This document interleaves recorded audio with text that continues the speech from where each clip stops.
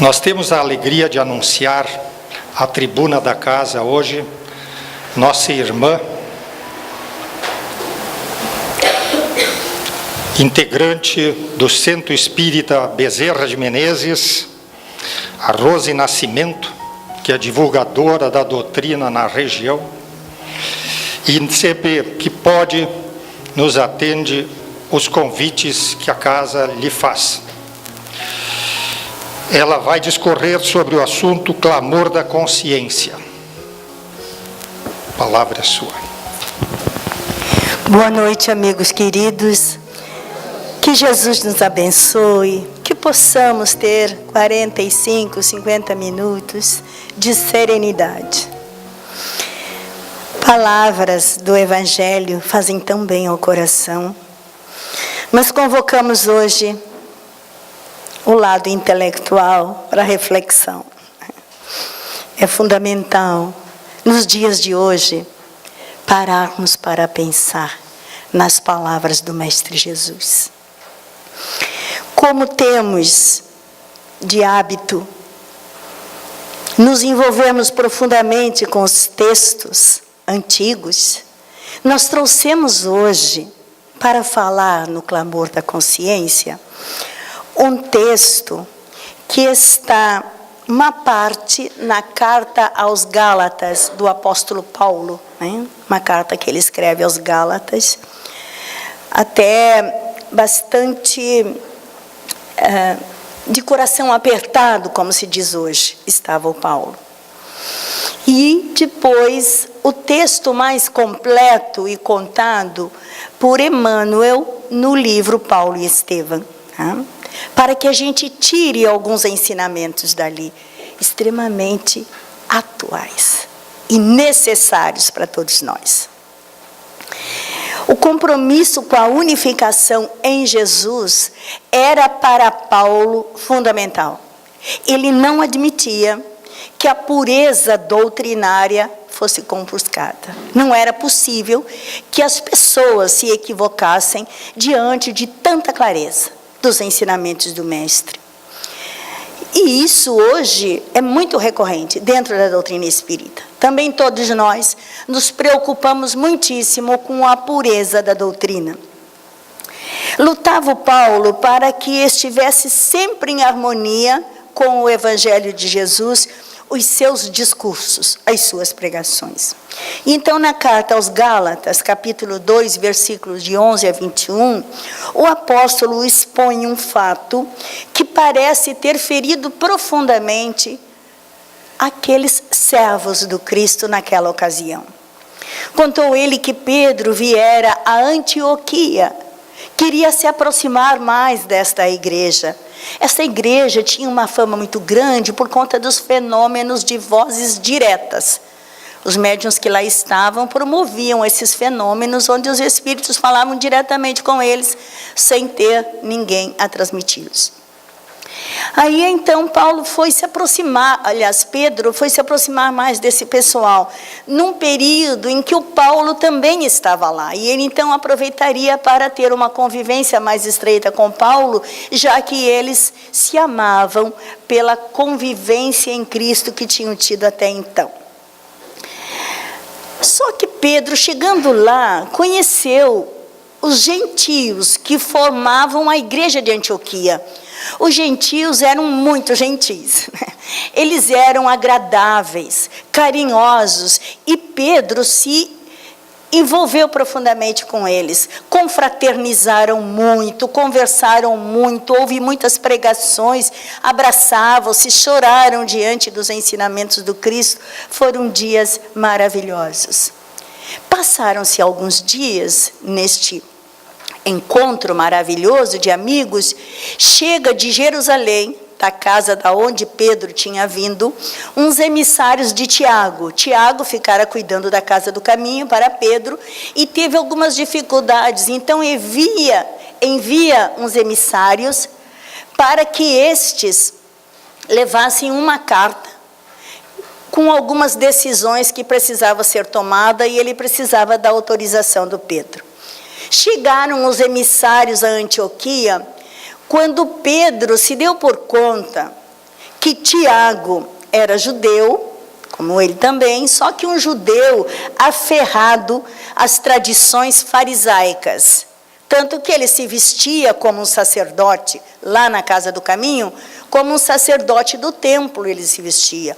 E atendia as pessoas com um linguajar ainda do Torá, né, do Velho Testamento, como ele tinha o hábito antes.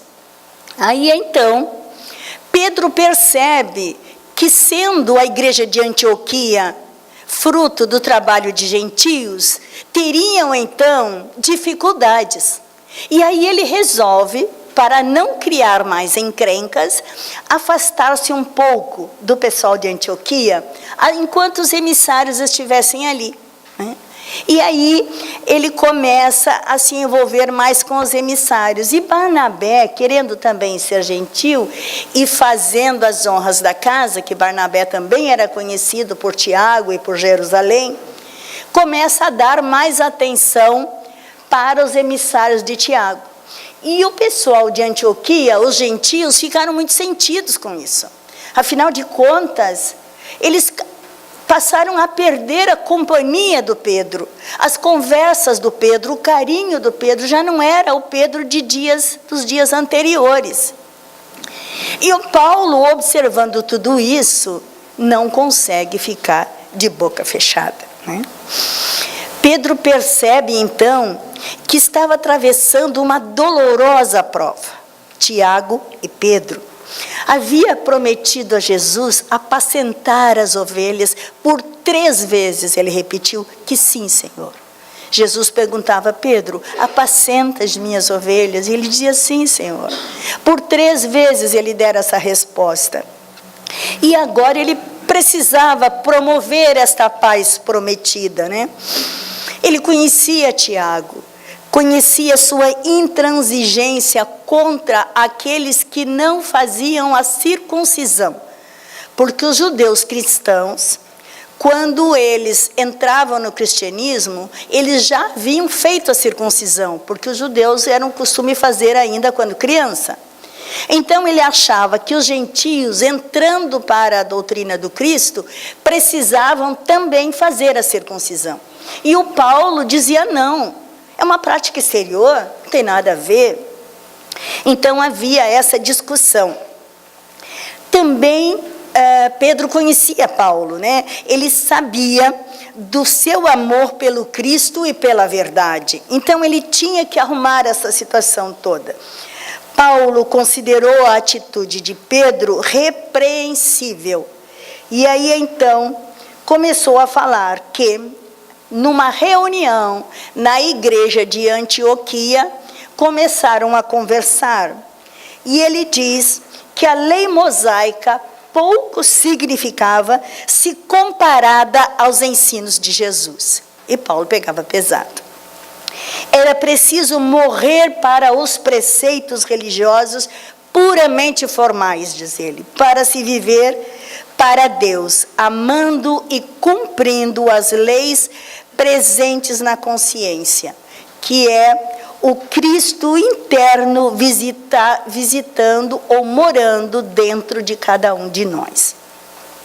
Este é o caminho para a transformação moral, e nós sabemos disso, né? Então, Emmanuel, em Paulo e Estevão, relata este fato cercado de poderosa emoção.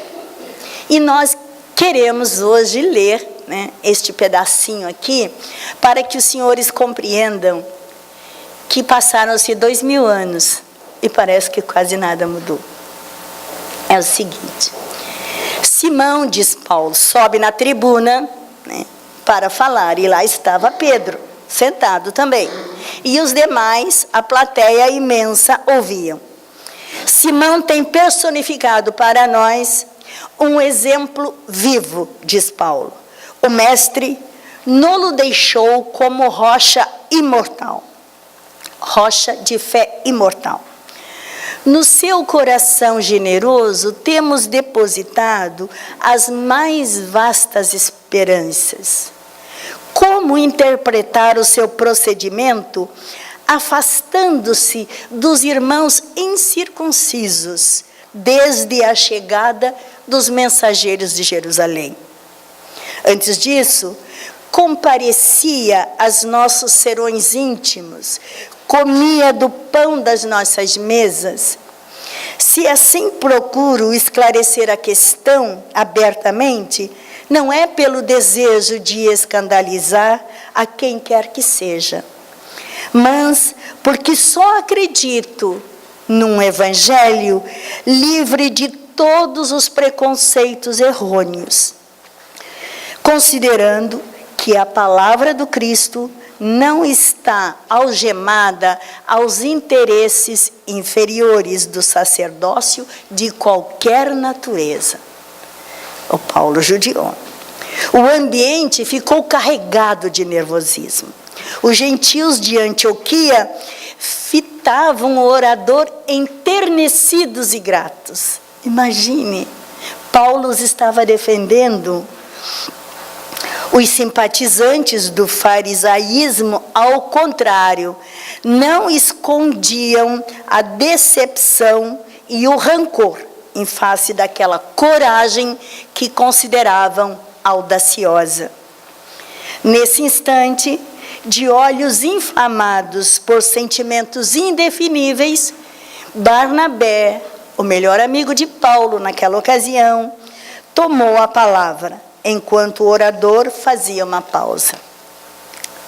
Paulo, disse ele, sou dos que lamentam a tua atitude nesta noite. Com que direito, Paulo, poderás atacar a vida pura do continuador de Cristo Jesus? Falava isso altamente comovido, com a voz embargada de lágrimas. Paulo e Pedro eram os seus melhores e mais caros amigos. Paulo, longe de se impressionar com a pergunta, respondeu com a mesma franqueza: temos sim o direito, o de viver com a verdade, o de abominar a hipocrisia e, o que é mais importante e sagrado, o de salvar o nome de Simão Pedro das arremetidas farisaicas, cujas sinuosidades eu conheço por constituírem o período escuro de onde pude sair para as claridades do Evangelho de Redenção. Bonita essa resposta dele, né? Colocou de forma inteligentíssima, acomodou as coisas e fez com que as pessoas refletissem profundamente no que ele estava falando. A palestra continuou rude e franca. De um lado estava Tiago, do outro Paulo. E Pedro pensava profundamente no que estava acontecendo naquele momento. A missão de Tiago junto ao judaísmo era muito importante, porque ele era ouvido por aquele povo. As suas atitudes conservadoras causavam incidentes felizes para a igreja de Antioquia, aliás, de Jerusalém. Porque a igreja de Jerusalém, a Casa do Caminho, tinha um público a ser cuidado, atendido, muito grande, muito grande. E eram os amigos do Tiago, os frequentadores que Tiago trazia, que davam a maior parte da sustentação da igreja, para que houvessem remédios, alimentos, cobertores para aquelas criaturas.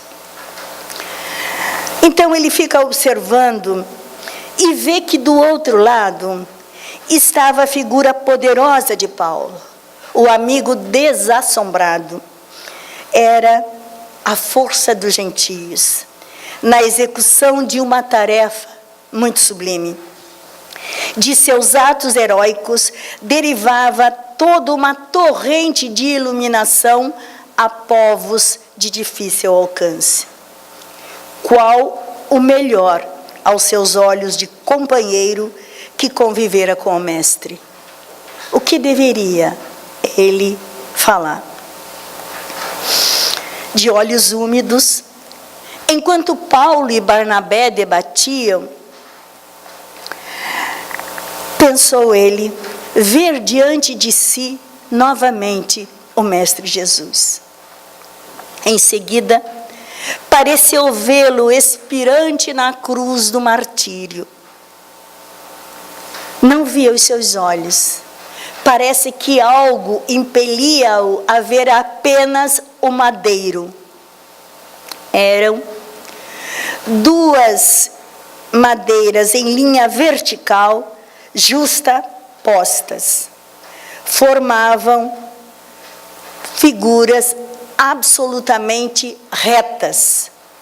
Sim, um instrumento do suplício enviava-lhe uma silenciosa mensagem.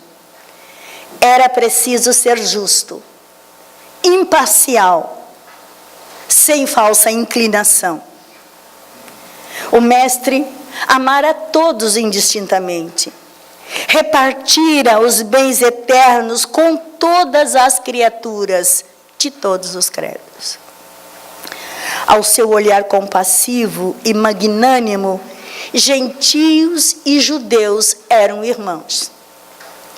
Experimentava agora singular acuidade ao examinar conscienciosamente as circunstâncias. Devia amar Tiago como já o amava, pelo seu cuidado generoso com os israelitas. Mas também devia amar a Paulo como já o amava, pela sua dedicação extraordinária a todos quantos não conheciam a ideia do Deus único, do Deus justo. Os companheiros de Jerusalém deixavam perceber um rosto encolerizado. No rosto, extrema palidez. Pareciam exigir de Pedro uma discussão. Barnabé tinha os olhos vermelhos de chorar e Paulo parecia cada vez mais franco, verberando a hipocrisia com a sua lógica fulminante. O apóstolo, olhando tudo aquilo, o apóstolo Pedro preferia o silêncio de modo a não perturbar a fé ardente de quantos se arrebanhavam na igreja sobre as luzes do Evangelho. Mediu a extensão da sua responsabilidade. A polêmica crescia, cada vez mais ardida. Extremavam-se os partidos, a assembleia estava repleta de cochichos. Era natural prever uma franca explosão. Mas Simão Pedro levantou-se vagarosamente. A fisionomia estava serena, os olhos orvalhados de lágrimas que não chegavam a correr. Valendo-se de uma pausa longa, ergueu a voz que logo apaziguou todo o tumulto. Irmãos, disse nobremente, muito tenho errado neste mundo. Não é segredo para ninguém que cheguei a negar o Mestre por 3 vezes. E foi no instante mais doloroso da sua vida, aqui na terra, aqui entre nós. Tenho medido a misericórdia do Senhor pela profundidade do abismo de minhas fraquezas. Se errei entre os irmãos muito amados de Antioquia, peço perdão das minhas faltas e submeto-me ao vosso julgamento. E rogo a todos que aqui estão, que se submetam ao julgamento do Altíssimo. A estupefação foi geral.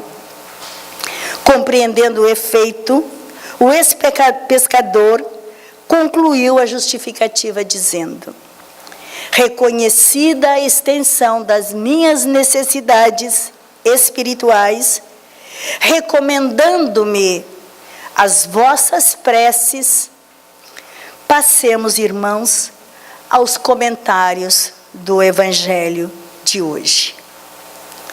A assistência assombrada com o desfecho imprevisto, pois esperavam que Simão Pedro fizesse um longo discurso em represália, ninguém conseguia recobrar-se da surpresa. O Evangelho naquela noite deveria ser comentado pelo Pedro, mediante combinação prévia. Mas o ex-pescador, antes de sentar-se de novo, com os olhos e o rosto molhado de lágrimas, olha demoradamente para Paulo e diz: peço ao nosso querido irmão Paulo de Tarso o obséquio de consultar e comentar as anotações de Levi. E termina a briga. E hoje, percebemos que a gente tem muitas diferenças, muitas interpretações. O aspecto tríplice da doutrina faz com que as criaturas se dividam. Os da filosofia, os da ciência, os do Evangelho. E é interessante que a gente nem se dá por conta, mas passa cada um a defender a sua parte. Às vezes, não conseguimos falar sobre o assunto, mas o nosso coração coloca essas questões. E às vezes alguns irmãos nos são antipáticos. Poxa, só vai falar do lado da filosofia e aquela parte do Evangelho.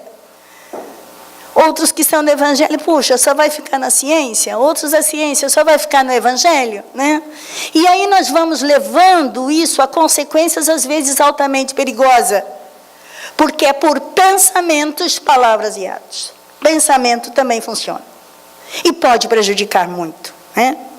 Então, em O Evangelho segundo o Espiritismo, no capítulo 20, versículo 5, nós somos conclamados a atitudes em prol da união e da unificação em Cristo. Trabalhar no campo do Senhor com desinteresse, sem outro móvel, senão o da caridade. Está lá. Mas ai daqueles que, por efeito das suas dissensões, houverem retardado a hora da colheita. Pois a tempestade virá e eles serão levados no turbilhão. Mas tem mais interpretações da situação.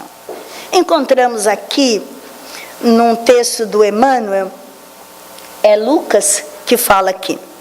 Na mesma região havia pastores que pernoitavam no campo e realizavam a vigília noturna do seu rebanho.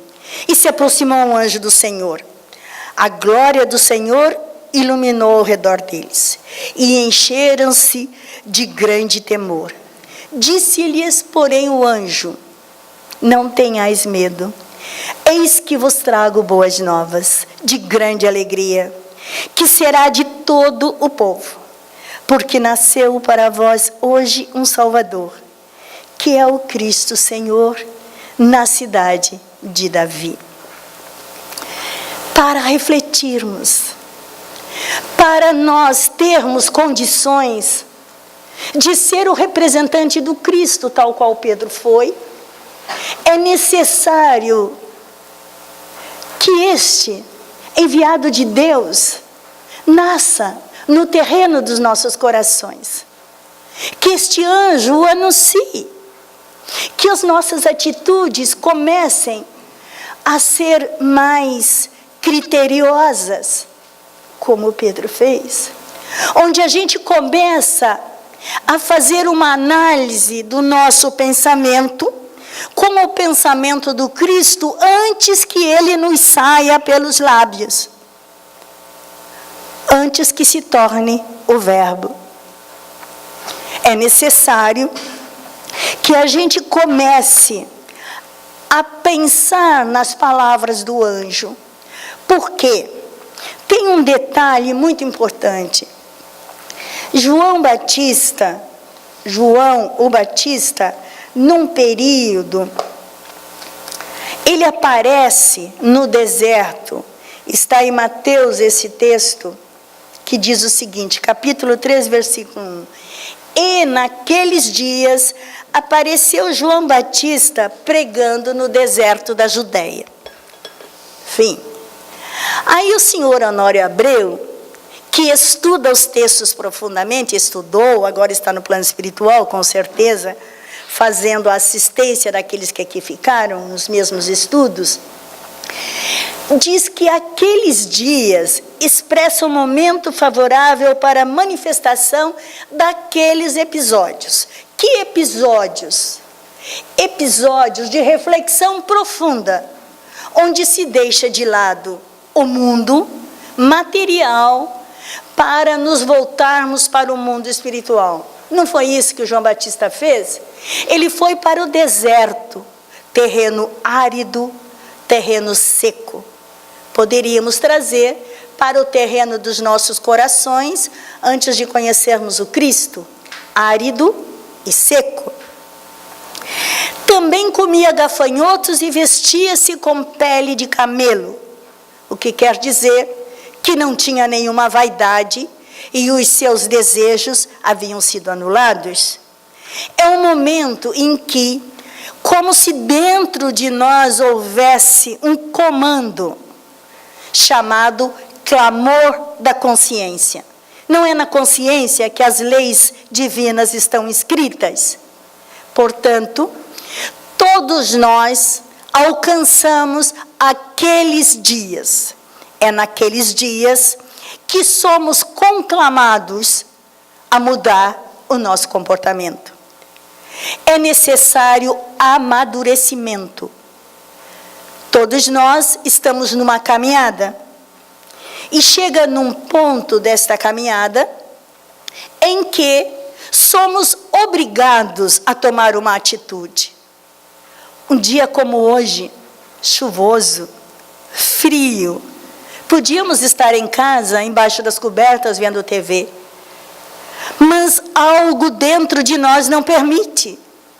Nós não nos damos mais ao direito de fazer coisas, sendo que poderíamos estar extraindo do Evangelho do Cristo o leite e o mel.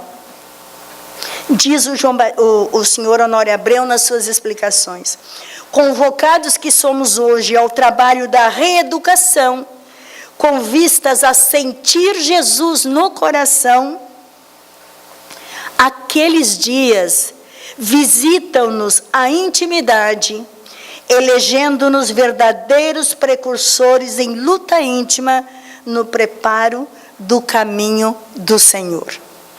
Somos nós que exigimos de nós mesmos. É a nossa consciência que nos tira da acomodação, do bem bom daqueles que ainda não conhecem Jesus. João Batista, então, representa o esforço pessoal no rumo da nova vida, trazendo a responsabilidade de despertar nos corações para os conceitos, de despertar corações para conceitos a serem erguidos a respeito de Jesus. O que isso quer dizer? Que está chegando o momento de conhecermos Jesus. Estamos no período da anunciação do anjo. Estamos inquietos, queremos saber mais, queremos ter segurança. Hoje prometemos, amanhã caímos, depois da manhã levantamos, prometemos novamente para novamente cair. E assim vamos indo, até adquirirmos segurança, até que a repetição constante dos ensinos do Mestre, a vivência constante, diuturna, dos seus ensinamentos, dos exercícios que nós recebemos da espiritualidade do mundo maior, façam com que eles sejam tão automáticos em nós, que a gente não tenha mais nenhuma preocupação em cair. Já fará parte da nossa maneira de ser e de viver. Aí então, estaremos nós tendo atitudes capazes de despertar corações para conceitos a serem erguidos por Jesus. E aí por diante, nós estaremos oferecendo a mais irmãos aqui na terra a oportunidade que nós já tivemos e alcançamos. A pregação exercida, realizada pelo Batista no deserto, evidencia a verdade dos clamores da consciência. Arrependei-vos, dizia ele. E hoje, se nós formos analisar o nosso procedimento antes de nos deitarmos, é esse o clamor da nossa consciência. Tomemos o rumo enquanto é tempo. Os clamores da consciência, frente a um vasto terreno vazio e árido, o nosso coração, a exigir sólidas construções nos fundamentos do amor. Sólidas construções nos fundamentos do amor. Porque para sobreviver em terreno árido e seco, é necessário muito amor. Capazes de assegurarem reconforto ao espírito na rota da imortalidade. Sob este prisma, nos é possível entender que, enquanto estamos vivendo a pregação, ensinando a nós mesmos, nós estamos no deserto. No deserto. A situação poderá mudar quando, mesmo sem precisarmos da palavra do Cristo, estaremos agindo como Ele. Aí então, a nossa terra já estará fertilizada, oferecendo então flores e frutos a quem quer que seja. É legal essa colocação do Sr. Honório Abreu, né? É muito bonita, eu gosto muito dela. Então, voltando ao anúncio do anjo do Senhor, nós podemos interpretar assim: a palavra do anjo aos pastores continua vibrando sobre nós, neste mundo, agora, embora sombras densas nos envolvam. Está ele aguardando a disposição do nosso coração para anunciar a chegada do Cristo. Comentávamos outro dia de uma declaração do Haroldo, que disseram para ele assim: não, mas eu já conheço Jesus. Eu conheço quantos anos? Estou há 40, 50 anos na doutrina. Ele disse: que bom. Se você o conhece, com certeza você não tem uma reclamação sequer durante as 24 horas do dia. E os 360 dias do ano. Ah, não, reclamação eu tenho. Não, então tu ainda não o conhece. Então, se nós estamos dispostos a conhecer a Jesus, nós precisamos, o que estava escrito no texto inicial, deixar o tempo agir em nós. Que o tempo não constrói, o tempo não respeita. Palavras de Chico, de Emmanuel através do Chico. Então, nas cidades e nos campos, há multidões atormentadas, corações inquietos, almas indecisas. Muita gente pergunta pela justiça dos céus. Longas fileiras de criaturas procuram os templos de fé, incapazes, porém, de ouvir no íntimo, na sua intimidade, este anúncio divino. Nasceu para vós hoje um Salvador. É individual esse anúncio. É para cada um de nós. E este encontro, que também é um autoencontro, faz com que a criatura fique em recesso. Não sentimos vontades. Às vezes até a alimentação não é necessária. A paisagem humana sempre exibiu quadros de ódio, de desolação, de tristeza, de incompletude, como se não houvesse mais situações agradáveis na face da terra.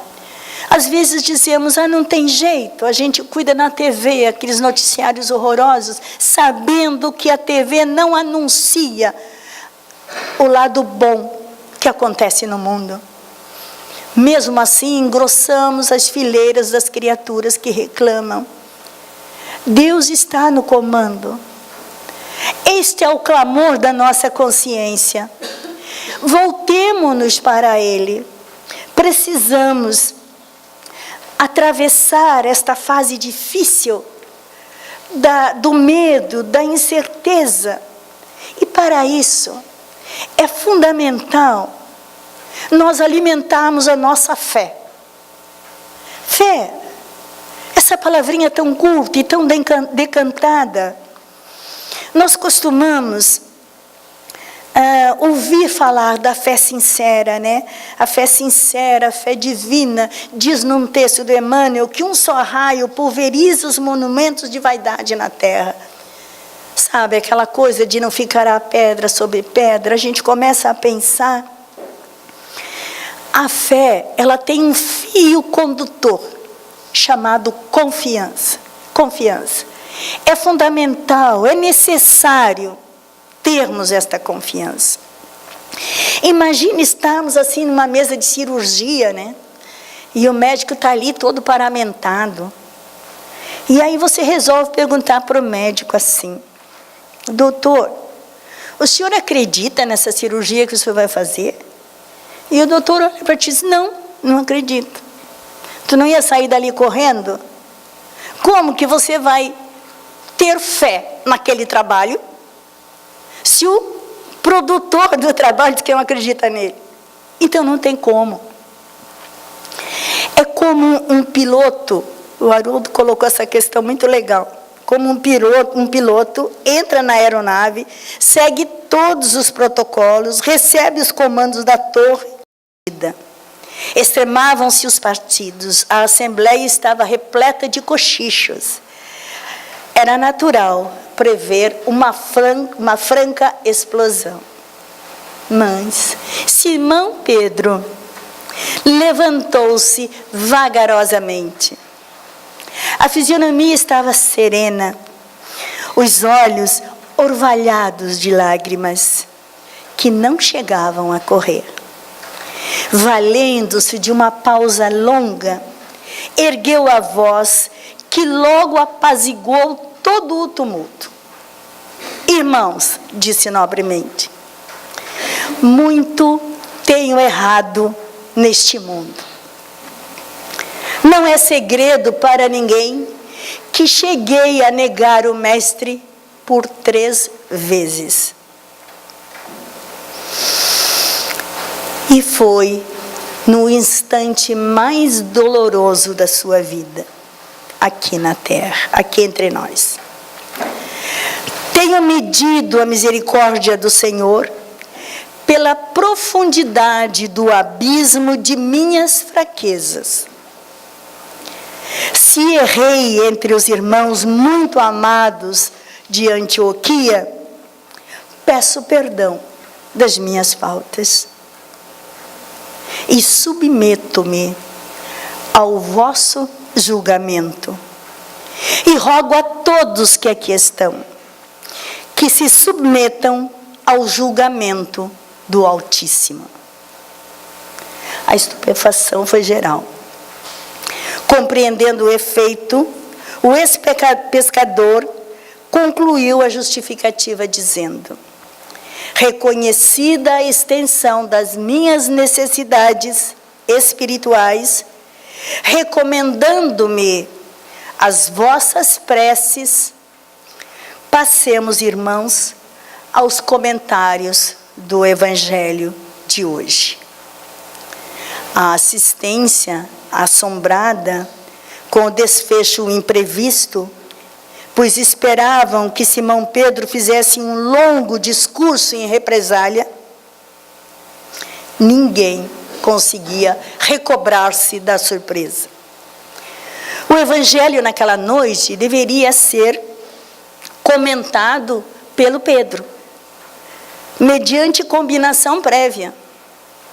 Mas o ex-pescador, antes de sentar-se de novo, com os olhos e o rosto molhado de lágrimas, olha demoradamente para Paulo e diz: peço ao nosso querido irmão Paulo de Tarso o obséquio de consultar e comentar as anotações de Levi.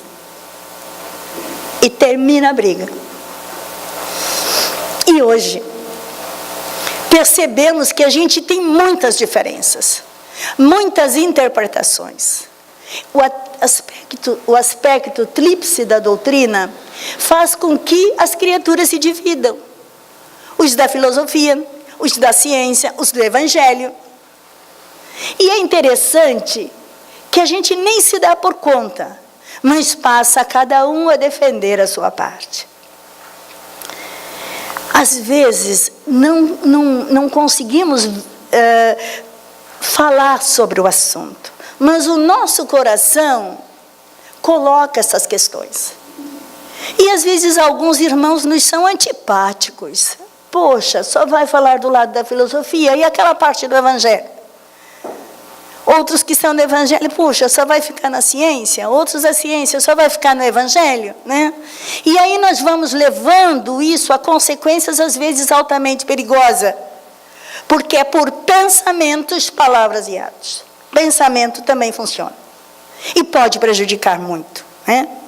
Então, em O Evangelho segundo o Espiritismo, no capítulo 20, versículo 5, nós somos conclamados a atitudes em prol da união e da unificação em Cristo. Trabalhar no campo do Senhor com desinteresse, sem outro móvel, senão o da caridade. Está lá. Mas ai daqueles que, por efeito das suas dissensões, houverem retardado a hora da colheita. Pois a tempestade virá e eles serão levados no turbilhão. Mas tem mais interpretações da situação. Encontramos aqui, num texto do Emmanuel, é Lucas que fala aqui. Na mesma região havia pastores que pernoitavam no campo e realizavam a vigília noturna do seu rebanho.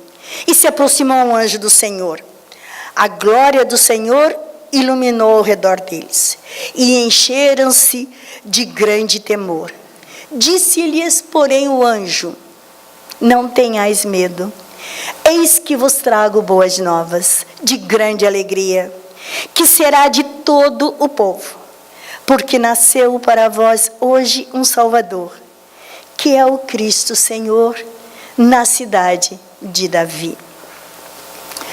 Para refletirmos, para nós termos condições de ser o representante do Cristo, tal qual Pedro foi, é necessário que este enviado de Deus nasça no terreno dos nossos corações. Que este anjo o anuncie. Que as nossas atitudes comecem a ser mais criteriosas, como Pedro fez. Onde a gente começa a fazer uma análise do nosso pensamento com o pensamento do Cristo antes que ele nos saia pelos lábios. Antes que se torne o verbo. É necessário que a gente comece a pensar nas palavras do anjo. Por quê? Tem um detalhe muito importante. João o Batista, num período, ele aparece no deserto. Está em Mateus esse texto, que diz o seguinte, capítulo 3, versículo 1. E naqueles dias apareceu João Batista pregando no deserto da Judéia. Fim. Aí o senhor Honório Abreu, que estuda os textos profundamente, estudou, agora está no plano espiritual, com certeza, fazendo a assistência daqueles que aqui ficaram nos mesmos estudos, diz que aqueles dias expressam um momento favorável para a manifestação daqueles episódios. Que episódios? Episódios de reflexão profunda, onde se deixa de lado o mundo material para nos voltarmos para o mundo espiritual. Não foi isso que o João Batista fez? Ele foi para o deserto, terreno árido, terreno seco. Poderíamos trazer para o terreno dos nossos corações, antes de conhecermos o Cristo, árido e seco. Também comia gafanhotos e vestia-se com pele de camelo, o que quer dizer que não tinha nenhuma vaidade e os seus desejos haviam sido anulados. É um momento em que, como se dentro de nós houvesse um comando chamado clamor da consciência. Não é na consciência que as leis divinas estão escritas. Portanto, todos nós alcançamos aqueles dias. É naqueles dias que somos conclamados a mudar o nosso comportamento. É necessário amadurecimento. Todos nós estamos numa caminhada e chega num ponto desta caminhada em que somos obrigados a tomar uma atitude. Um dia como hoje, chuvoso, frio, podíamos estar em casa, embaixo das cobertas, vendo TV. Mas algo dentro de nós não permite. Nós não nos damos mais ao direito de fazer coisas, sendo que poderíamos estar extraindo do Evangelho do Cristo o leite e o mel. Diz o senhor Honório Abreu nas suas explicações: convocados que somos hoje ao trabalho da reeducação, com vistas a sentir Jesus no coração, aqueles dias visitam-nos a intimidade, elegendo-nos verdadeiros precursores em luta íntima no preparo do caminho do Senhor. Somos nós que exigimos de nós mesmos. É a nossa consciência que nos tira da acomodação, do bem bom daqueles que ainda não conhecem Jesus. João Batista, então, representa o esforço pessoal no rumo da nova vida, trazendo a responsabilidade de despertar nos corações para os conceitos, de despertar corações para conceitos a serem erguidos a respeito de Jesus. O que isso quer dizer? Que está chegando o momento de conhecermos Jesus. Estamos no período da anunciação do anjo. Estamos inquietos, queremos saber mais, queremos ter segurança. Hoje prometemos, amanhã caímos, depois da manhã levantamos, prometemos novamente para novamente cair. E assim vamos indo, até adquirirmos segurança, até que a repetição constante dos ensinos do Mestre, a vivência constante, diuturna, dos seus ensinamentos, dos exercícios que nós recebemos da espiritualidade do mundo maior, façam com que eles sejam tão automáticos em nós, que a gente não tenha mais nenhuma preocupação em cair. Já fará parte da nossa maneira de ser e de viver. Aí então, estaremos nós tendo atitudes capazes de despertar corações para conceitos a serem erguidos por Jesus. E aí por diante, nós estaremos oferecendo a mais irmãos aqui na terra a oportunidade que nós já tivemos e alcançamos. A pregação exercida, realizada pelo Batista no deserto, evidencia a verdade dos clamores da consciência. Arrependei-vos, dizia ele. E hoje, se nós formos analisar o nosso procedimento antes de nos deitarmos, é esse o clamor da nossa consciência. Tomemos o rumo enquanto é tempo. Os clamores da consciência, frente a um vasto terreno vazio e árido, o nosso coração, a exigir sólidas construções nos fundamentos do amor. Sólidas construções nos fundamentos do amor. Porque para sobreviver em terreno árido e seco, é necessário muito amor. Capazes de assegurarem reconforto ao espírito na rota da imortalidade. Sob este prisma, nos é possível entender que, enquanto estamos vivendo a pregação, ensinando a nós mesmos, nós estamos no deserto. No deserto. A situação poderá mudar quando, mesmo sem precisarmos da palavra do Cristo, estaremos agindo como Ele. Aí então, a nossa terra já estará fertilizada, oferecendo então flores e frutos a quem quer que seja. É legal essa colocação do Sr. Honório Abreu, né? É muito bonita, eu gosto muito dela. Então, voltando ao anúncio do anjo do Senhor, nós podemos interpretar assim: a palavra do anjo aos pastores continua vibrando sobre nós, neste mundo, agora, embora sombras densas nos envolvam. Está ele aguardando a disposição do nosso coração para anunciar a chegada do Cristo. Comentávamos outro dia de uma declaração do Haroldo, que disseram para ele assim: não, mas eu já conheço Jesus. Eu conheço quantos anos? Estou há 40, 50 anos na doutrina. Ele disse: que bom.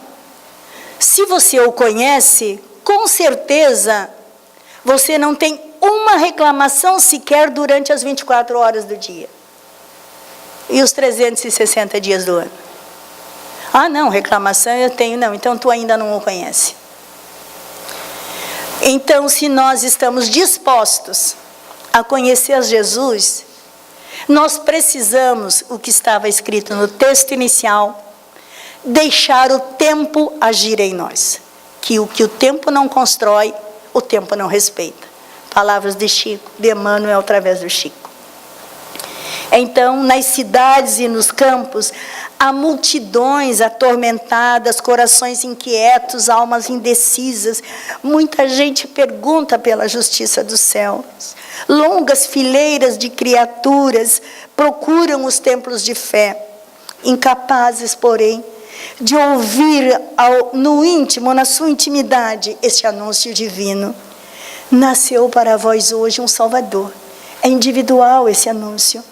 É para cada um de nós. E este encontro, que também é um autoencontro, faz com que a criatura fique em recesso. Não sentimos vontades. Às vezes até a alimentação não é necessária. A paisagem humana sempre exibiu quadros de ódio, de desolação, de tristeza, de incompletude, como se não houvesse mais situações agradáveis na face da terra. Às vezes dizemos: não tem jeito, a gente cuida na TV, aqueles noticiários horrorosos, sabendo que a TV não anuncia o lado bom que acontece no mundo. Mesmo assim, engrossamos as fileiras das criaturas que reclamam. Deus está no comando. Este é o clamor da nossa consciência. Voltemo-nos para Ele. Precisamos atravessar esta fase difícil do medo, da incerteza, E para isso, é fundamental nós alimentarmos a nossa fé. Fé, essa palavrinha tão curta e tão decantada. Nós costumamos ouvir falar da fé sincera, né? A fé sincera, a fé divina, diz num texto do Emmanuel que um só raio pulveriza os monumentos de vaidade na terra. Sabe, aquela coisa de não ficará pedra sobre pedra, a gente começa a pensar. A fé, ela tem um fio condutor, chamado confiança. Confiança. É fundamental, é necessário termos esta confiança. Imagine estarmos assim numa mesa de cirurgia, né? E o médico está ali todo paramentado. E aí você resolve perguntar para o médico assim: doutor, o senhor acredita nessa cirurgia que o senhor vai fazer? E o doutor olha para ti e diz: não acredito. Tu não ia sair dali correndo? Como que você vai ter fé naquele trabalho se o produtor do trabalho diz que não acredita nele? Então não tem como. É como um piloto, o Haroldo colocou essa questão muito legal. Como um piloto entra na aeronave, segue todos os protocolos, recebe os comandos da torre e confia que a nave vai levantar voo. Fez tudo certinho. A nave levanta voo e chega ao seu destino. Porque tudo foi feito conforme devia ser feito.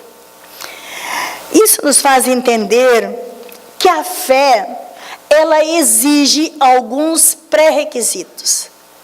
E foi num texto do Haroldo que ele tirou do Emmanuel que eu também entendi que nós temos 2 pré-requisitos fundamentais para a fé.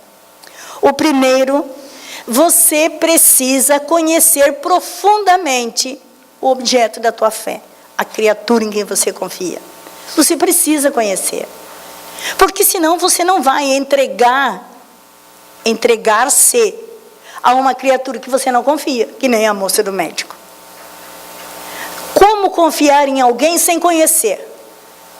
É preciso conhecer. Mas às vezes o conhecer para nós é decorar. Lembro de uma professora de português que eu tive no ginásio, um bocadinho de ano lá atrás, né? Então, ela dizia assim: não decorem as poesias, perde a graça. Sintam as poesias. Deixem que as poesias os envolvam, né? E a gente passou assim um ano maravilhoso com ela. Que foi aí com ela que eu aprendi e decorei poesias. Porque eu não decorava, mas eu sentia as poesias. É quando a gente procura, além de ouvir, sentir aquilo que está ouvindo. Vivenciar na nossa imaginação antes que o exercício nos aborde, antes que ele chegue.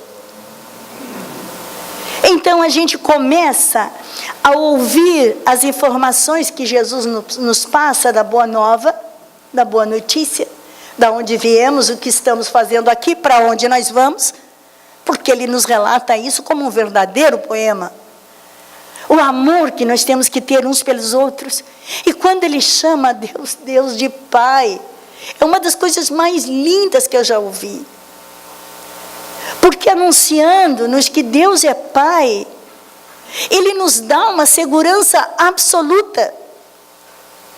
Porque Ele é extremo em todas as potências. Imagine um Pai poderoso em todas as potências. Nosso Criador, que nos deu em semelhança a essas potências. E que espera pacientemente que a gente as desenvolva. Então, vamos conhecer esse Pai através do Mestre Jesus. Vamos pesquisar, vasculhar os ensinamentos, todos os dias sentindo na alma o que é que Jesus estava querendo dizer. A segunda questão, o segundo pré-requisito, é a constância de caráter. Porque esse problema é muito humano. Hoje queremos azul, amanhã amarelo, depois da manhã um verdinho. Ainda bem que juntando os dois pode dar, né? Mas a gente está sempre buscando uma coisa diferente. Nós estamos sempre nessa busca incansável. Às vezes a gente conhece uma pessoa por 40 anos, tem confiança nela, e de um momento para o outro, ela, com poucas palavras, segundos até, ela destrói a nossa confiança, não é verdade? Nós fizemos isso com Deus. Está tudo certo. Ele já tem planos para o nosso procedimento. E a gente, com bobagem qualquer, às vezes até com o nariz torcido para um irmão nosso, a gente destrói a confiança de Deus em nós. Deus é imutável. Ele não muda nunca, né? Ele nos supervisiona do alto, né, sem abrir mão dos seus valores morais e éticos, diferente de nós. Nós podemos ter nele toda a confiança absoluta. Mas nós também temos que fazer a nossa parte. E aí vem uma das coisas mais importantes do texto de Emmanuel. Dentro do teu lar, um programa previamente preparado no plano espiritual, do qual você, eu, qualquer um de nós fez parte, inconsciente ou consciente fizemos parte, porque a trajetória, a nossa história é estudada com cuidado, é elaborado o programa e aguardado anos, séculos às vezes, para que tudo se organize e nós estejamos aqui. E pela oportunidade do conhecimento que nos é oferecido, nós somos a única criatura no núcleo familiar com quem Deus pode contar. Só nós. E sabe o que a gente faz? Eu não aguento mais, é tudo em cima de mim. É parente que vem para minha casa no feriado se queixar da vida, é filho que não ouve o que eu falo e daí me apronta lá fora, é marido que está cansado das minhas histórias.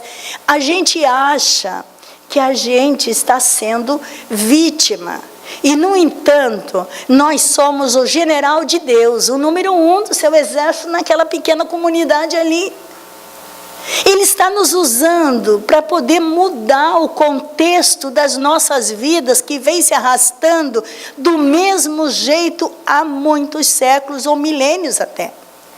E Ele conta conosco, com a nossa lucidez, com a nossa clareza de raciocínio, para que, uma vez ter ultrapassado aqueles dias, tenhamos nós condições de ter terreno fértil, que floresça e frutifique, oferecendo exemplos de despertamento de corações. É isso que Ele espera de nós. Às vezes no trabalho, aquele trabalho bem complicado e difícil, que tu não entende como é que Deus, vendo que tu faz tudo certinho, é caridoso, está na casa espírita, é compreensivo em casa, é tudo certo, e bota você naquele escritório, ou naquela construção, ou naquele lugar que você está trabalhando, que você não suporta, que as pessoas são malvadas contigo. Só tem você. Você é o agente da providência divina naquele local. Ele está feliz que todos os dias tu estás lá, socorrendo as vítimas da ignorância, com a tua perseverança, com o teu proceder reto, com a tua conduta ilibada. Por isso, precisamos despertar, ser o Pedro das nossas histórias. Pedro, apacenta as minhas ovelhas. Ah, vai ser bom pensar assim. A gente está longe de ser o Pedro, mas de repente não custa ensaiar um pouquinho e ser o Pedro da história, acalmando os corações. A turba inflamada, pronta para discussões, debates ferozes. E ele vem e faz o quê? Se você quiser ser o maior lá no céu, seja o menor aqui na terra. É isso que Pedro seguiu, esse é o ensinamento do Cristo. Ele foi ser o menor na terra. E sendo o menor e respeitando os irmãos dentro da competência de cada um, ele não estava sendo hipócrita, ele estava amando. E renunciou a si mesmo, descendo do pedestal que os outros haviam no colocado, que ele não se colocava. Ele colocou-se então como o réu da questão e pede perdão. E pede aos irmãos que orem por ele e se submetam ao julgamento do Altíssimo, assim como ele. É uma das lições mais lindas que nós temos no Evangelho, porque nos ensina a não sentarmos no primeiro banco.